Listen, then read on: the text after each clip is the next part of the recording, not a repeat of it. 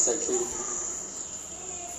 ونعوذ بالله من شرور أنفسنا ومن سيئات أعمالنا من يهده الله فلا مضل له ومن يضلل فلا هادي له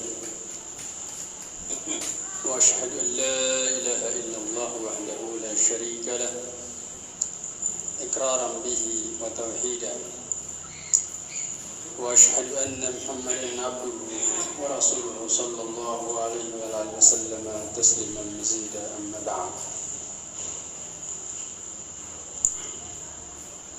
معاشر المسلمين sidang jamaah salat subuh Masjid Jannatul Iman Kota Makassar yang semoga dirahmati Allah Subhanahu wa taala.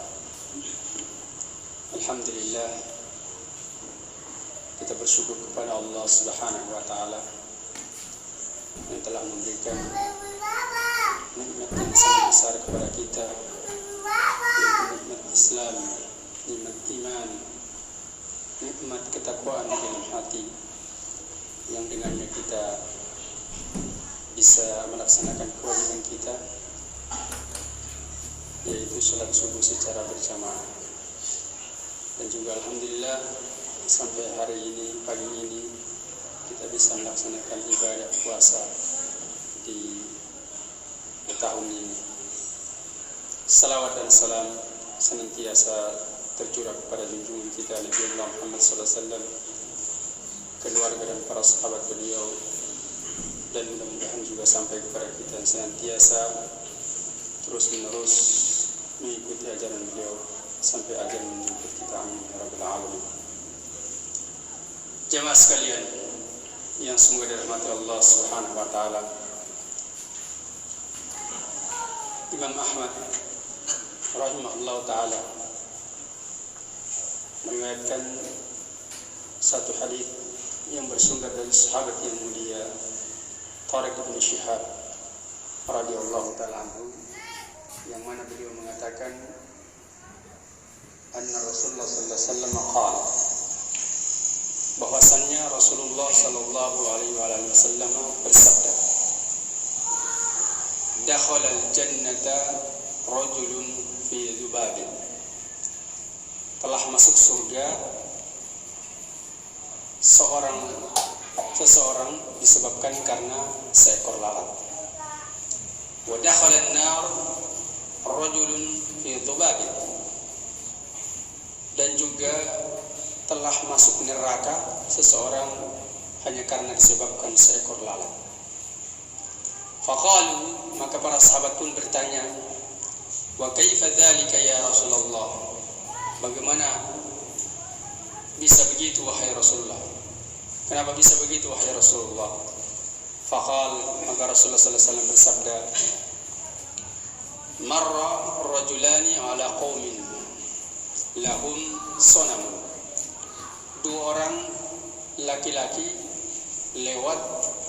melewati suatu kaum, yang mana kaum ini memiliki sonam, yaitu benda atau patung yang disembah selain Allah Subhanahu wa taala. La yajuzu ahadun hatta yuqarriba lahu syai'an, tidak satu pun yang bisa melewati kaum tersebut kecuali harus mengorbankan sesuatu, memberikan kurban kepada sesembahan mereka tersebut, yaitu patung mereka tersebut, dengan sesuatu apa saja. Maka faqalu li ahadihima, maka kaum ini berkata kepada salah seorang dari dua orang ini yang lewat ini. Mereka katakan, qarrib, berkurbanlah untuk berhala kami, untuk sesembahan kami. Maka orang tersebut mengatakan, laisa indi syai'un uqarribuha atau uqarribuhu, aku tidak mempunyai sesuatu apapun yang bisa aku korbankan untuk dia. Maka faqalu, maka mereka mengatakan, qarrib walau dubaban, berkorbanlah engkau walaupun hanya dengan seekor lalat. Faqarraba dubaban, Maka orang tersebut, kata Nabi SAW, dia pun berkorban dengan seekor lalat untuk berhala tersebut. Fakhallu sabilahu, maka mereka pun membiarkan dia pergi. Ya, aman dari gangguan mereka. Maka Nabi katakan, fadakhalan nar, dia pun mati masuk neraka.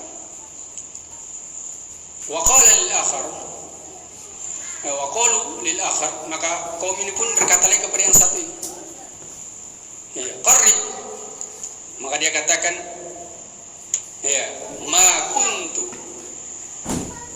kuntu li uqarriba li ahadin syai'an duna Allah subhanahu wa ta'ala. Saya tidak akan pernah berkorban kepada sesuatu apapun untuk saya tidak akan pernah berkorban untuk seseorang dengan sesuatu apapun juga selain Allah Subhanahu wa taala. Enggak mau dia. Iya, apa dengan sesuatu apapun juga kepada siapapun juga selain Allah dia tidak mau berkorban. Iya. Untuk mendekatkan diri kepada selain Allah Subhanahu wa taala. Maka kata Nabi sallallahu alaihi wasallam, fadarabu unuqahu, maka mereka pun memenggal lehernya. Iya, fadakhalal jannatah, maka dia pun mati masuk surga. Jemaah sekalian yang semoga dirahmati Allah Subhanahu wa taala, dalam hadis yang mulia ini Nabi kita Muhammad sallallahu alaihi wasallam menjelaskan betapa besar yang namanya perkara kesyirikan. Walaupun dia hanya dengan mengorbankan seekor lalat. Iya. Jadi mengorbankan seekor lalat atau yang lebih kecil lagi dari itu, yang tujuannya untuk mendekatkan diri kepada selain Allah Subhanahu wa taala, maka itu adalah merupakan kesyirikan dan itu perkara besar di hadapan Allah Subhanahu wa taala, walaupun dalam pandangan manusia adalah perkara kecil. Cuma seekor lalat, yang penting bisa lewat. Iya. Yang penting bisa lewat, tidak dibunuh sama mereka. Cuma seekor lalat saja. Kemudian jemaah sekalian, Nabi jelaskan bahwasannya orang tersebut salah satu dari mereka adalah masuk surga. Salah satu dari mereka masuk surga. Iya. Dan salah satunya adalah masuk neraka. Yang masuk neraka ini walaupun dia hanya berkorban mendekatkan diri kepada selain Allah Subhanahu wa taala hanya dengan seekor lalat, adalah dia betul-betul rela melakukannya. Jadi di sini dijelaskan oleh para ulama bukan karena dia terpaksa. Karena seseorang itu walaupun dia melakukan kekufuran, tapi karena terpaksa, memang kondisinya tidak ada jalan lain, dia harus tempuh itu. Kalau tidak dia akan dibunuh. Ya, maka ini diberi maaf oleh Allah Subhanahu wa taala. Sebagaimana yang terjadi pada sahabat yang mulia Ammar bin Yasir radhiyallahu taala anhu, dia disiksa oleh orang musyrik untuk mengatakan kekufuran. Iya, untuk mengingkari Rasulullah sallallahu alaihi wasallam sebagai rasul. Iya. Dan dia sebelum mengucapkan hal tersebut, di depan matanya sudah dibunuh kedua orang tuanya oleh orang-orang musyrik, disebabkan karena mempertahankan keimanannya. Maka dia pun karena merasakan dahsyatnya siksaan mereka, sampai dia tidak menyadari dia mengucapkan hal tersebut, maka dia dimaafkan oleh Allah Subhanahu wa taala. Adapun Bilal, dia tetap kokoh di atas keimanannya, apapun yang terjadi beliau tetap mengatakan ahad, ahad, ahad. Iya, tidak mau mengucapkan apa yang diperintahkan oleh orang musyrik tersebut. Tapi orang yang disebutkan dalam hadis ini dia rela memang berkurban untuk selain Allah Subhanahu wa taala tersebut, untuk berhala tersebut dengan seekor lalat tersebut. Karena memang alasannya dia tidak punya sesuatu apapun yang bisa dia korbankan. Sekiranya ada dia korbankan. Akhirnya mereka katakan seekor lalat saja. Akhirnya dia korbankan seekor lalat sehingga dia mati masuk neraka, kekal di dalamnya selama-lamanya. Sedangkan yang satu ini disebabkan karena kekuatan imannya dia, kokohnya dia, tauhid dia di dalam jiwanya dia, sekalipun dia dibunuh, dia tidak mau menyerahkan ibadahnya kepada selain Allah Subhanahu wa taala sedikit pun juga. Iya. Sehingga dia masuk ke dalam surga jemaah sekalian semua. Iya. Jadi sini jemaah sekalian yang semua dirahmati Allah Subhanahu wa taala menunjukkan kepada kita bahwasanya perkara kesyirikan adalah merupakan perkara yang sangat besar. Walaupun dalam pandangan manusia adalah kecil. Dan dalam hadis ini bisa kita petik faidah.